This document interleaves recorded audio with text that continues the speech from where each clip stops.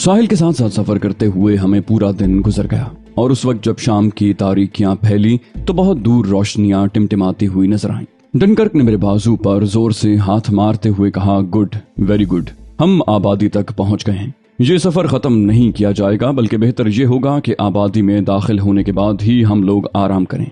चुनाचे सफर जारी रहा और रात को तकरीबन 1 बजे हम आबादी में दाखिल हुए। भूतनुमा इंसानों का आबादी में गुजर अगर दिन की रोशनी में होता तो लोग हैरत से चौंक पड़ते, लेकिन चूंकि रात का वक्त था, सड़कें और गलियां सुनसान हो चुकी थीं, इसलिए हमें आम लोगों से वास्ता नहीं पड़ा। लेकिन गश्ती पुलिस के स्क्वाड ने हमें घेर लिया और जब डनकर्क ने उन्हें तफसीलात बताईं तो वो हमें बड़े एहतराम से साथ लेकर एक ऐसी इमारत में पहुंच गए जो पुलिस स्टेशन की इमारत थी। मुझे यूं महसूस हो रहा था जैसे मेरी मुश्किलात का खात्मा हुआ चाहता है। रात हमने पुलिस स्टेशन की इमारत में गुजारी।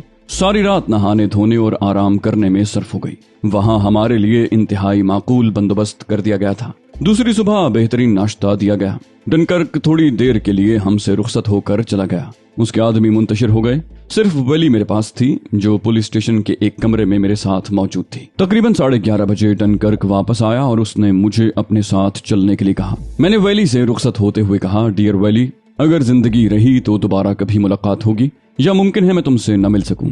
वेली ने नमनाक आंखों से मुझे रुखसत किया। डनकर्क मुझे लेकर एक इमारत में पहुंचा जहां सरकारी दफातर फैले हुए थे। यहां हुकूमत के एक ओहदेदार से मेरी मुलाकात हुई और उसने मेरा पुरजोश इस्तकबाल किया। उसने मुझे बताया कि सिर्फ एक दिन मुझे यहाँ कयाम करना पड़ेगा। ये मामलात इस कदर अहम हैं कि मुझे बैरूत रवाना करने के सिलसिले में कोई कोताही नहीं की जाएगी, और उस शख्स ने अपना ये कौल निभा दिया। दूसरी ही रात तकरीबन 11 बजे मुझे इत्तला मौसूल हुई कि मेरे लिए सारा बंदोबस्त कर दिया गया है और सुबह 3:30 बजे मैं बैरूत के लिए रवाना हो जाऊंगा। यकीन नहीं आता था कि ये सारे काम इस आसानी से हो गए हैं। ग्रेवाइल्स की खौफनाक जिंदगी, एक ऐसे कैदी की हैसियत से वहां कयाम जिसके लिए अरसा हयात में कभी बाहर निकलने के इम्कानात न हो, और उन हालात से गुजरने के बाद एक बार फिर मैं इन लोगों के दरमियान पहुंचने वाला था जिनका मेरी जिंदगी से गहरा ताल्लुक था। जहाज में सफर करते हुए भी इस बात का यकीन नहीं आ रहा था कि कोई हादसा नहीं होगा। दिल में तरह तरह के ख्यालात जागुज़ी थे। यहाँ तक के तवील सफर तय हुआ और बैरूत एयरपोर्ट की रोशनियां नजर आने लगी। बैरूत एयरपोर्ट पर कदम रखा, जानी पहचानी जगह उतरा। दिल इस बात को तस्लीम नहीं कर रहा था और यूं लगता था जैसे पूरा वजूद हवा में उड़ा जा रहा हो। कदम बहक रहे थे। कस्टम हाउस से फरागत हासिल करने में कोई दिक्कत नहीं हुई। कोई ऐसी चीज ही नहीं थी जो उलझन का बायस होती। मैं जानता था किसी को मेरी वापसी की इत्तला नहीं होगी। एयरपोर्ट से बाहर निकला और टैक्सी की तलाश में निगाहें दौड़ाने लगा। फौरन ही एक टैक्सी मेरे करीब आकर रुक गई और मैं दरवाजा खोलकर अंदर बैठ गया। ड्राइवर एक भारी भरकम शख्स था। उसने मीटर डाउन किया और टैक्सी स्टार्ट करके आगे बढ़ा दी। मैंने उसे एक पता बता दिया था। टैक्सी थोड़ी ही दूर चली थी कि दफतन मेरे और ड्राइवर के दरमियान एक दीवार हायल हो गई। कार की छत से कोई चीज निकली थी और नीचे तक पहुंच गई थी। मैं ख्यालात में डूबा हुआ था। ये सरसराहट सी महसूस करके उछल पड़ा। सामने देखा तो सपाट दीवार के अलावा और कुछ नजर नहीं आया। दिल एक लम्हे के लिए धड़कना भूल गया था। खिड़की के हैंडल पर हाथ रखा तो महसूस हुआ कि हैंडल जाम है। शीशों पर भी वैसी ही शील्ड आ पड़ी थी। मैं चीखने लगा। दरवाजे पर घूंसे मारे। पूरी कुव्वत से अपने बदन का दबाव उन दरवाजों पर डाला, लेकिन दरवाजे टस से मस न हुए। अजीब सी गाड़ी थी। मैंने ऐसी किसी सूरत हाल के बारे में सोचा तक न था, हालांकि सोचना चाहिए था। टैक्सियां इस तरह सामने आकर नहीं रुक जाती। उन्हें इशारा तो किया जाता है, लेकिन यहाँ ये तसव्वुर भी तो न था कि कोई इस तरह मेरे इस्तकबाल को तैयार होगा। मैं जिस मुसीबत में गिरफ्तार हो गया था उसकी कोई मिसाल नहीं मिल सकती थी। मंजिल पर पहुंचने के बाद ये सब कुछ नाकाबिले बर्दाश्त था। इतना निढाल महसूस कर रहा था अपने आप को कि अब चीखने में भी दिक्कत महसूस हो रही थी। पूरे बदन में कपकपाहट सी थी। मैं पिछली सीट से टिक गया। कौन है जिसने यहाँ भी मेरा पीछा नहीं छोड़ा? बेबसी का ये सफर ज्यादा देर जारी न रहा। कार कई मोड़ मुड़ी और फिर रुक गई। कोई आवाज नहीं सुनाई दे रही थी। कुछ नजर नहीं आ रहा था। दिन का वक्त था, लेकिन मेरे चारों समत तारीकियां बिखरी हुई थी। फिर ये तारीकियां छट गईं। दरमियानी दीवार हट गई। दरवाजे भी नजर आने लगे, लेकिन दरवाजों के दूसरी तरफ मुसल्ला अफराद खड़े हुए थे। उनके हाथों में स्टेन गन्ने दबी हुई थी और उनकी तादाद 10 के करीब थी। उनमें से एक ने दरवाजा खोलकर कहा, नीचे आओ, और मैं नीचे उतर आया। वही शख्स बोला, चलो आगे बढ़ो। तामील के अलावा कोई चाराकार नहीं था। मैं आगे बढ़ता हुआ एक दरवाजे से अंदर दाखिल हो गया। वो सब जुलूस की शक्ल में मेरे साथ चल रहे थे और पूरी तरह मुस्तैद थे। मुझे एक राहदारी से गुजरना पड़ा जिसका इख्तिताम एक बंद दरवाजे पर हुआ था। आगे चलने वाले ने दरवाजा खोला और मुझे अंदर दाखिल होने की हिदायत की। दूसरी तरफ तेज रोशनियां हो रही थीं। दिन का वक्त था, लेकिन हॉल नुमा कमरे में बहुत सी रोशनियां जगमगा रही थीं और कमरे के ऐन दरमियान बिल्कुल बीच में ग्रे सूट में मलबूस एक शख्स नजर आ रहा था।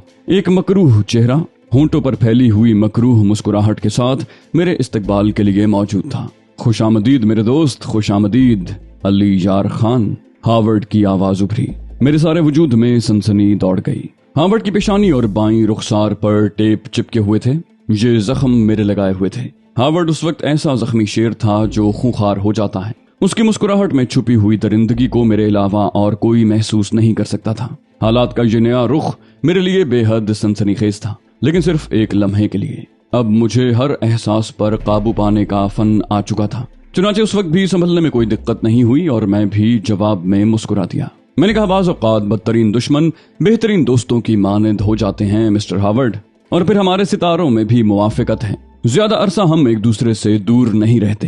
हार्वर्ड बोला, हाँ ये हकीकत है। आइए इत्मीनान से बैठकर गुफ्तगू करेंगे, आइए प्लीज। और हॉल के एक गोशे में पहुंच गया जहां एक शानदार सोफा सेट रखा हुआ था। उसके अक़ब में एक खूबसूरत दरवाजा नजर आ रहा था। मैं बावकार अंदाज में उसके आगे बढ़ा और हम दोनों सोफों पर बैठ गए। हार्वर्ड ने कहा, आपकी ये मुलाकात दिलचस्प नहीं मिस्टर अली?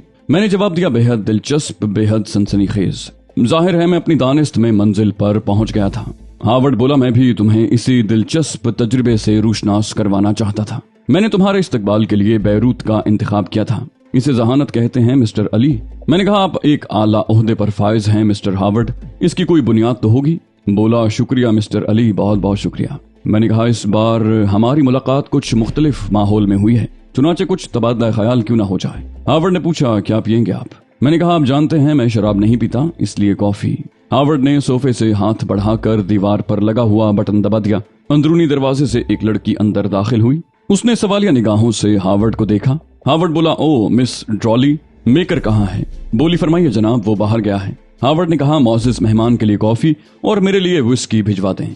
लड़की वापस चली गई और हार्वर्ड मुस्कुराती निगाहों से मुझे देखने लगा। फिर कहने लगा, आपको कत्ल करने के 30 मौके मैंने गंवाए हैं मिस्टर अली। 30 बार ऐसे हालात पेश आए जब आपको कत्ल किया जा सकता था, लेकिन मैंने ऐसा नहीं किया। मैंने कहा, ये आपकी शराफत है मिस्टर हार्वर्ड। मैंने तमस्खराना अंदाज में कहा था। रगे शरारत फड़क उठी थी। वो बोला, मैं जानता हूँ खुद को मुतमईन जाहिर करने के लिए आपको कितनी मेहनत करनी पड़ रही है। बहरहाल आप मुझसे तबादला ख्याल चाहते हैं? मैंने कहा, हाँ, ये ग्रेवाइल्स के कैद खाने मेरी समझ में नहीं आए। आपने मुझे वहाँ की सैर क्यों करवाई थी? हार्वर्ड बोला, कुछ अरसे के लिए आपको हंगामों की जिंदगी से दूर रखना था और मुझे एक वक्फा दरकार था। मैंने कहा, वो किस सिलसिले में? हार्वर्ड बोला, एब्रन हॉल में एक पाकिस्तानी ने दलेरी का मुजाहरा करके सहूनी मकासद के खिलाफ बकवास की थी। सजा का मुस्तहिक वो तन्हा नहीं था, उसकी पूरी कौम थी। चंद जज्बाती नौजवानों ने एक पाकिस्तानी लड़की को कत्ल करके जज्बातियत का सबूत दिया और उसके जवाब में तुमने भी वही अंदाज इख्तियार किया।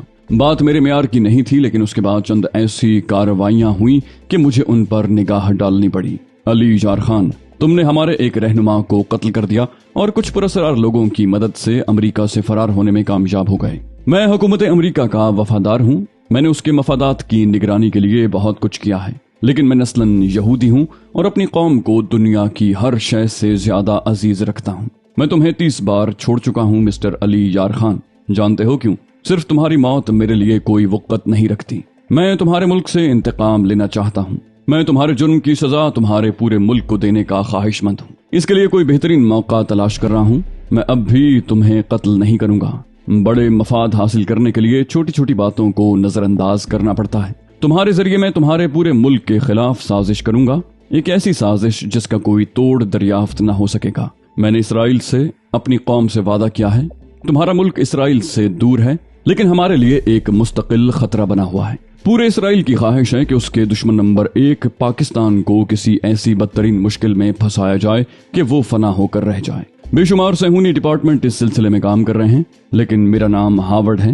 मेरे बारे में कहा जाता है कि मैं अपने वतन की बका के लिए एक ऐसा काम करूंगा जिसकी मिसाल तारीख में नहीं मिलेगी। और मेरे अजीज दुश्मन, इसका जरिया तुम बनोगे, सिर्फ तुम। हार्वर्ड खामोश हो गया। मेरी रीढ़ की हड्डी में सरसराहटें दौड़ रही थीं। मैं सियासी आदमी नहीं था, लेकिन जाहिल भी नहीं था। جانتا تھا کہ یہودی اسلام کے سب سے بڑے دشمن ہیں. آج سے کیا 1400 سال سے وہ عالم اسلام کے خلاف سازشوں میں مصروف ہیں. لیکن ہارورڈ کی یاوہ گوئی مجھ سے برداشت نہیں ہو سکی اور میری آنکھیں سرخ ہو گئیں. تاہم میں نے خود کو سنبھال کر کہا، ہاں میں صہیونی سازشوں کے خلاف تھوڑا بہت جانتا ہوں ہارورڈ. مجھے علم ہے کہ اسرائیل کا قیام ہی سازشوں کی بنیاد پر ہے. تم کوئی نیا کام نہیں کر رہے ہو، لیکن کسی پاکستانی سے شاید تمہارا پہلا واسطہ ہے. وہ بولا، کیا مطلب؟ میں نے کہا، پاکستان کے خلاف سازش کرنے کے لیے تم نے ایک پاکستانی کا انتخاب کیا ہے. اپنی قوم سے اپنی بدترین ناکامی کا اعتراف کر لو ہارورڈ. سرزمین پاک کو ایک بار اپنی آنکھوں سے تو دیکھو. اگر ایک بھی دشمن نکال لاؤ تو اپنا گلا کاٹ کر تمہارے سامنے رکھ دوں گا. پاکستان کی زمین پر بسنے والے اس کے ایک ایک چپے کے لیے ہزاروں گردنیں کٹانے کو تیار ملیں گے. ایک علی یار خان کیا چیز ہے؟ احمق ہارورڈ، انسان ناشناس ہو. مجھے تمہاری اس نادانی پر افسوس ہے. اگر میں نے محسوس کیا کہ مجھے میرے وطن عزیز کے خلاف سازش کے لیے استعمال کیا جا رہا ہے تو 2-4 کو قتل کر کے موت کو گلے سے لگا لوں گا. مجھے اس کام میں کوئی دقت نہیں ہوگی. ہارورڈ بولا، زندگی بہت قیمتی ہوتی ہے علی یار خان. تم نے اس کے لیے موت کے سمندر عبور کیے ہیں. میں نے کہا، پاکستان کے نام پر علی یار خان سے زندگی مانگو، تمہیں مایوسی نہیں ہوگی. موت کے سمندر سے گزر کر بچائی ہوئی یہ زندگی تمہیں صدقہ کر دی جائے گی. اسی وقت لڑکی کافی کے برتن اور شراب کا سامان ٹرالی پر رکھے اندر داخل ہوئی. اس نے اندر داخل ہو کر ٹرالی ایک طرف روک دی. ہارورڈ اس کی طرف متوجہ ہو گیا تھا، لیکن دوسرے لمحے ہارورڈ کے ساتھ ساتھ میں بھی چونک پڑا. لڑکی کے ہاتھوں میں سیاہ رنگ کا ایک ریوالور نظر آ رہا تھا.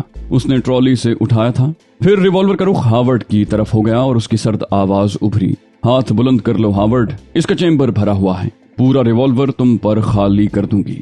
ہارورڈ بولا، کیا بکواس کر رہی ہو کتیا؟ تجھے کیا ہو گیا ہے؟ لڑکی بولی، باہر موجود لوگوں کو میں بے ہوش کر چکی ہوں. وہ اس نوجوان کے راستے میں مزاحم نہیں ہو سکیں گے. جاؤ علی یار خان، فوراً باہر نکل جاؤ. باہر کار موجود ہے جس کے اگنیشن میں چابی لگی ہوئی ہے. ہارورڈ گرجا، ڈرالی. لڑکی بولی، جنبش بھی مت کرو مسٹر ہارورڈ، اور یہ بھی جان لو کہ میرا نام ڈرالی نہیں ناستھا ہے. تمہاری سیکرٹری میرے ہاتھوں ماری جا چکی ہے. میرے منہ سے بے اختیار نکل گیا، ناستھا تم؟ بولی، تفصیل بہت طویل ہے دوست. میں نے تمہاری بجائے تمہارے دشمنوں پر نگاہ رکھی تھی اور ان کے منصوبے معلوم کرنے میں کامیاب ہو گئی تھی. ساری زندگی میں ایک ہی اچھا کام کرنے کا موقع ملا تھا تو فائدہ کیوں نہ اٹھاتی. جاؤ، ہماری تفصیلی ملاقات پھر کسی وقت ہوگی. میں نے کہا، ریوالور مجھے دے دو ناستھا، آؤ میرے ساتھ. لیکن ناستھا چیخ پڑی، تم جاؤ علی، جاؤ. میری محنت عکارت نہ کرو. میں تنہا نہیں ہوں، میں نکل جاؤں گی. جاؤ ورنہ میں خودکشی کر لوں گی. اس نے ایسے لہجے میں کہا کہ میں چونک پڑا. میں نے کہا، مجھ سے ملے بغیر واپس نہ جانا ناستھا. میں نے دروازے کی طرف چھلانگ لگا دی. اس کے بعد میں نے پلٹ کر نہیں دیکھا، لیکن جب باہر پہنچ کر میں نے کار سٹارٹ کی تو مجھے 3 فائروں کی آوازیں سنائی دی تھیں. میں دل محسوس کر رہ گیا تھا. ناستھا کو اس طرح چھوڑ آنا سخت خود غرضی تھی. نہ جانے کس نے کس پر فائر کیے، کیا پتا. فواد سے سب سے پہلے ملاقات ہوئی تھی. مجھے دیکھ کر دیر تک وہ آنکھیں ملتا رہا اور جب اسے یقین ہو گیا کہ یہ میں ہی ہوں تو پاگلوں کی طرح مجھ سے لپٹ گیا. تم واقعی زندہ ہو؟ مجھے اب بھی یقین نہیں آ رہا. میں نے مسکراتے ہوئے کہا، میں تمہیں یقین دلانے کا کوئی مؤثر نسخہ نہیں رکھتا، مجبوری ہے. بولا، تمہاری موت کی اطلاع تمہارے اہل وطن کو بھجوا دی گئی ہے. جگہ جگہ تمہاری نماز جنازہ ادا ہوئی اور ایصال ثواب کے لیے کئی بار قرآن خوانی بھی ہو چکی ہے. میں نے کہا، یہ میری خوش بختی ہے کہ میری زندگی میں ہی یہ سب کچھ ہو گیا. باقی رہی میرے خاندان اور اہل وطن کی بات تو اب اپنے وطن سے میرا صرف یادوں کا رشتہ رہ گیا ہے. فواد نے کہا، دوسرے لوگوں کو تمہاری زندگی کے بارے میں معلوم ہو گیا؟ میں نے کہا، دوسرے لوگوں سے تمہاری کیا مراد ہے؟ بولا، تنظیم کے دوسرے ارکان. میں نے کہا، نہیں، سیدھا تمہارے پاس آیا ہوں. فواد فون کی طرف دوڑا اور اس نے دوسرے لوگوں کو اطلاع دے دی. پھر خوب ہنگامہ آرائی ہوئی. تنظیم کے بڑوں کی میٹنگیں ہوئیں اور مجھے خراج تحسین پیش کیا گیا. میری داستان سنی گئی اور میں نے اولیو ہارورڈ کے بارے میں پوری تفصیل اور اس کے مقاصد کے بارے میں بتایا. احسان فروغی نے کہا، اولیو ہارورڈ کے بارے میں تصدیق کرنی ہوگی، ناستھا اسے ٹریپ کرنے میں کامیاب ہوئی یا نہیں. احسان فروغی کے کہنے پر میں نے اس کے بارے میں تفصیل بتا دی. خدا جانے میں اس عمارت کو شناخت کر سکتا ہوں جہاں یہ واقعات پیش آئے. تنظیم کے ایک اور رکن نے کہا، اسلام دوستی کے لیے آپ نے جو قربانیاں دی ہیں مسٹر علی، انہیں فراموش نہیں کیا جا سکتا، لیکن اب ہماری کچھ اور خواہش ہے. میں نے پوچھا، وہ کیا جناب؟ وہ بولا، آپ پاکستان چلے جائیں، اپنے عزیزوں اور دوستوں سے ملیں، حکومت پاکستان کو اپنے ان کارناموں کے بارے میں بتائیں اور اس سازش کے بارے میں بھی جس کا اشارہ ہارورڈ کر چکا ہے. میں نے سنجیدگی سے کہا، میرے لیے اب یہ ممکن نہیں ہے جناب. پوچھا، کیوں؟ میں نے کہا میرے لیے جو راستے منتخب کیے گئے تھے وہ اب ہمیشہ کے لیے گم ہو چکے ہیں. میں ایک تھکے ماندے کردار کی مانند اپنے وطن نہیں جاؤں گا. صہیونیت کے عذاب میں گرفتار فلسطینیوں کو بھی ابھی میری ضرورت ہے. میرے دل میں تو صرف ایک ہی جذبہ ہے، فلسطینیوں کو اپنے گھروں میں واپس جاتے ہوئے دیکھوں یا پھر اس جد و جہد کے شہیدوں میں خود بھی شامل ہو جاؤں. میرے اس جواب پر بہت سی آنکھیں نم ہو گئیں. وہ لوگ مجھے میرے ارادوں سے نہ ہٹا سکے. صرف العیش ان دنوں بیروت میں نہیں تھی. نائمہ برق البتہ زیادہ وقت میرے ساتھ گزارتی تھی. میں بارہا اپنے لیے کسی مہم کا تقاضا کر چکا تھا. ایک ہفتے کے اندر اندر مجھے اولیو ہاورڈ کے بارے میں رپورٹ مہیا کر دی گئی. اس عمارت سے ایک نوجوان عورت کی لاش برآمد ہوئی تھی اور ہاورڈ ان دنوں پیرس میں تھا. گویا ناستھا نے میرے لیے جان قربان کر دی تھی. کئی دن تک ناستھا کی موت کا افسوس رہا. ایک شام مجھے ایک اہم میٹنگ میں طلب کر لیا گیا. کہا گیا یوں تو ہر فدائی ہر طرح کی مہم کے لیے خود کو پیش کر دیتا ہے، لیکن مسٹر علی ہم ایک ایسے تجربہ کار شخص کی تلاش میں سرگرداں ہیں جو بہترین ذہنی صلاحیتوں کے ساتھ ساتھ مہم جوئی کا شائق بھی ہو. گریوائلز جیسی بھیانک جگہ سے فرار آسان کام نہیں تھا، لہٰذا یہ اہم مہم ہم آپ کے سپرد کرنا چاہتے ہیں. میں نے کہا اس توقیر کے لیے میں شکریہ کے الفاظ نہیں پاتا. مجھے بتایا گیا عاقل تیوارو اسرائیلی ایٹمی منصوبہ بندی کے سب سے بڑے پروجیکٹ میں ایک غیر ملکی انجینئر کے روپ میں کام کر رہے تھے. انہوں نے ہمیں بہت سی معلومات فراہم کی اور آخر میں اسرائیل کے اہم ترین ایٹمی رازوں کی تفصیل لے کر وہ وہاں سے چل پڑے. لیکن وقت سے پہلے ان کے بارے میں معلوم ہو گیا. اسرائیلی سیکرٹ ایجنٹ ان کی تلاش میں سرگرداں ہو گئے. عاقل تیوارو ان کے درمیان گھر کر رہ گئے اور انہیں فوری امداد درکار ہے. بظاہر ہمارے پاس کوئی ایسا منصوبہ نہیں ہے جس کے تحت ہم ان کی مدد کریں. ان کی جائے پناہ کے بارے میں بھی ہمیں کوئی علم نہیں ہے. پلاننگ ڈپارٹمنٹ نے ایک منصوبہ پیش کیا ہے جو عملی طور پر بہت مشکل ہے، لیکن اس طرح ہم عاقل تیواروں کی تلاش میں سرگرداں لوگوں کو الجھا سکتے ہیں. اس کے لیے ہمیں ایک باصلاحیت مہم جو کی ضرورت ہے. میں نے کہا اگر مجھے اس قابل سمجھا جائے تو میں حاضر ہوں. مجھے کہا گیا آپ کو عاقل تیوارو کے میک اپ میں ایک مخصوص مقام پر پہنچا دیا جائے گا. وہاں سے آپ انہیں اپنے پیچھے لگا لیں اور اس طرح ان کی توجہ دو اطراف میں بٹ جائے گی. عاقل تیوارو اس سے فائدہ اٹھا کر نکلنے کی کوشش کریں گے. میں نے کہا مجھے اسرائیلی علاقے میں بھیجا جائے گا. کہا ہاں اگر آپ تیار ہوں تو. میں نے کہا میں انتہائی خوشی سے اس کے لیے تیار ہوں. کہا گیا آپ کو ایک بار پھر گریوائلز جیسی مشکلات کا شکار ہونا پڑے گا. میں نے کہا میں انتہائی مسرت کے ساتھ اس اعزاز کو قبول کرتا ہوں. اس نے کہا اس کے لیے 7 دن کی تربیت ہوگی جس میں آپ کو نقشوں کی مدد سے اسرائیلی علاقوں سے روشناس کروایا جائے گا اور اس کے ساتھ ہی پیش آنے والے ممکنہ خطرات اور حالات کو مد نظر رکھ کر ہدایات دی جائیں گی. ایک مہم میرے سپرد کر دی گئی تھی اور میٹنگ کے دوسرے ہی دن سے میں نے اپنی تربیت کا آغاز کر دیا تھا. اسرائیل کے چپے چپے سے مجھے روشناس کروایا گیا. تمام سرحدوں کی جغرافیائی کیفیت اور ان کے دوسرے قوائف بتائے گئے. میں نے اس مہم پر تنہا جانا ہی مناسب سمجھا. مجھے وہ جگہ بتا دی گئی جہاں سے کام کا آغاز ہونا تھا. پھر ایک تاریک رات میں لاتعداد دعاؤں کے ساتھ وہاں سے تمام ضروری سامان سے لیس ہو کر چل پڑا. میرے چہرے پر اعلیٰ درجے کا میک اپ کر دیا گیا تھا. اس سے زیادہ عجیب اور بے سروپا مہم کا تصور نہیں کیا جا سکتا تھا. آنکھ مچولی کا ایک کھیل مجھے اسرائیل کے بہترین تربیت یافتہ ایجنٹوں اور سپاہیوں کے ساتھ کھیلنا تھا. صاف چھپنا تھا، نہ سامنے آنا تھا، بس چکراتے پھرنا تھا جس کا کوئی اختتام نہیں تھا. تا وقت کہ عاقل تیوارو کے بارے میں یہ اطلاع نہ مل جائے کہ وہ کسی محفوظ جگہ پہنچ چکا ہے. چنانچہ جہاں سے میں نے اپنی مہم کا آغاز کیا وہیں سے میرے لیے یہ ضروری تھا کہ اسرائیلی فوجیوں کو اپنی جانب متوجہ کر لوں. تو دوستو یہ تھی ہماری آج کے ایپیسوڈ. امید کرتے ہیں آپ کو ہماری کہانی پسند آئی ہوگی. جانے سے پہلے اس ویڈیو کو لائک کیجئے اور شیئر کرنا مت بھولیے. کامنٹ کر کے ہمیں بتائیے کہ آپ کو ہماری ویڈیو کیسی لگی.